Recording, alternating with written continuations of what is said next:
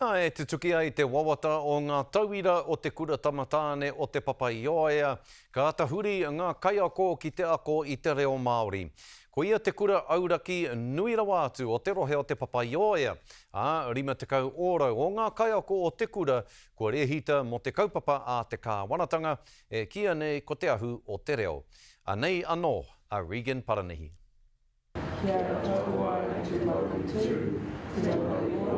Kua hoki e nei kaiako ki te akomanga hei tauira. E rākau kōwhai. Me te aha e ako ana rātau i te reo iwi take.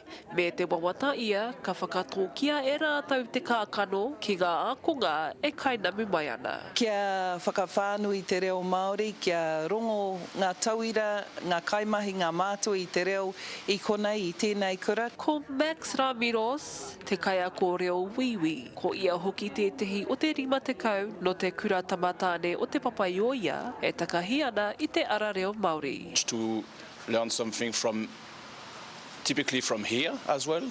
So that's you don't speak Māori anywhere else in the world, so that's something that's powerful. Kua kite hoki ia i ngā tai ritenga o te reo ki tāna nō reo, he ahuatanga kua āwhina i aia i tēnei ara. I'm lucky because the vowels are the same, so A, E, I, O, U are very fluent in French, so that's a big help for me, I reckon, yeah. I mahuta ke te kaupapa o te ahu o te reo Māori i te tau 2021, hei ara whakakipa i ngā kaiako kia tangata whenua ai te reo Māori ki o rātau akomanga. Kia rangona e a tātou tamariki mokopuna i te reo Māori i roto i wā rātau wāhi ako.